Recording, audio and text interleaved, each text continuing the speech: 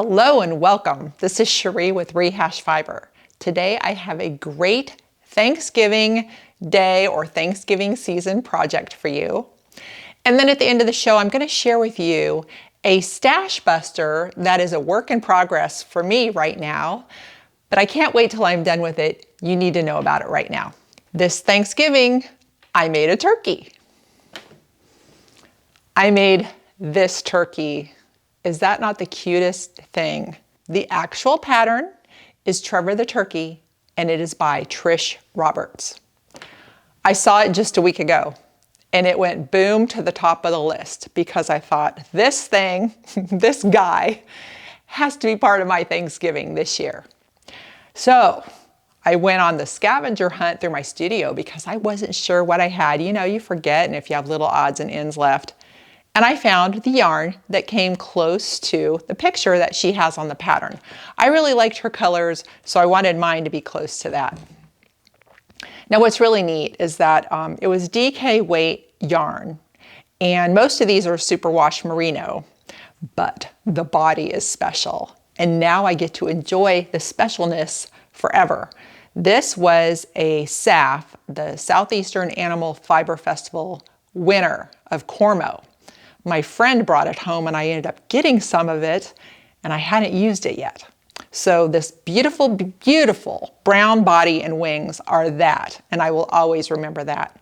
And the rest, I am just tickled that I got to use up some of the yarn that I had, but I'm even more tickled that this guy just is cute, has personality, and will now be a mascot at my Thanksgivings from here on out.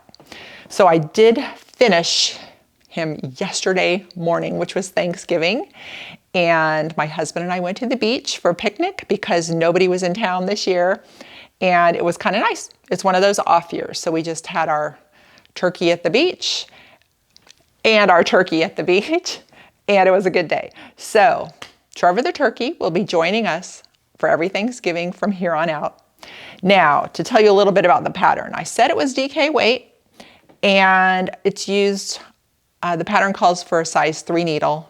You know, use what works for you in the yarn that you choose. But the reason it's such a smaller needle is you do want your knitting a little bit tight so that your items have form, and when they're filled, you're not seeing the stuffing. So it felt like a little bit of tight knitting, but that's the reason why. Our eyes are even made with yarn. She explains how to do the knot in the pattern. So that's the thing about the pattern I want to tell you, is that I know a lot of patterns these days also have snapshot pictures accompanying the instructions as you're going. This does not. Everything is written. You get your beautiful picture on the cover.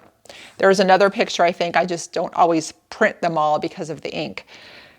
But she explains it in words, exactly how to do it.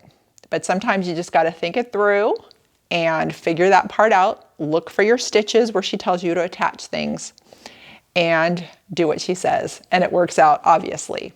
So the key points that I took away were, you definitely want to add extra stuffing at the base. And she says to do that, and it's so that your head is firm. And a little extra stuffing at the base of the tail, right before you sew it on, because at the top you don't want too much. You don't want this big thick tail. It's supposed to remain flat-ish or like quilted looking.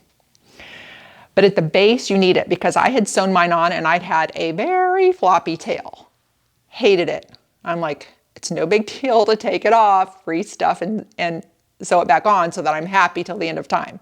So just get your extra stuffing in before you sew it on and you'll be good to go. So he is super cute. I'm really glad that I have this mascot now for the end of time.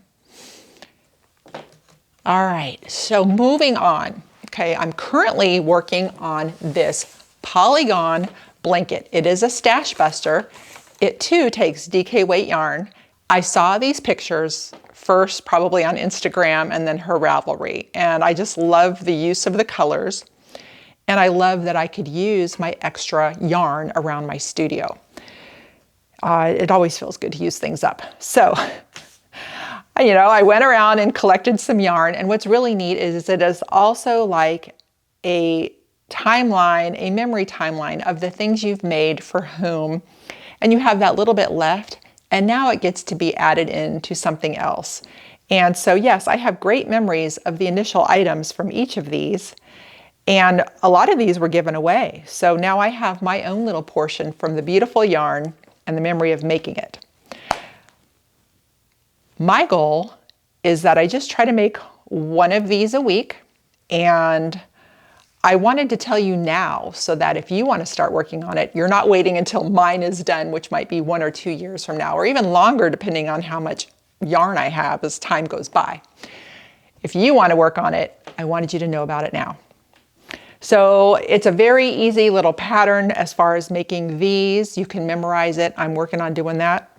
It's just that when I do it once a week, I still have to check back and go, am I right? But it's nice and they go quickly. And the reason I say I make one of these a week is that I have so many other projects going that I can't take away too much from what I'm working on, but I surely can fit in one of these. So that's how we can get that project done. So it is called Polygon Blanket and it is by Tin Can Knits. And of course you can find it on Ravelry. I think I need to quit saying you can find the patterns on Ravelry because every single pattern is on Ravelry. So how about this? I'm going to change it up. In the future, if you can't find it on Ravelry, then I'll tell you where you can find the patterns. All right, good stuff there. Lastly, the sweater I'm wearing. I figure if you're looking at this the whole show and you start to wonder like, what is it? Where is it? How? This one is called the Granny Smith Pullover. It is by Andrea Cole, and I use the Serrata yarn by Cascade Yarns.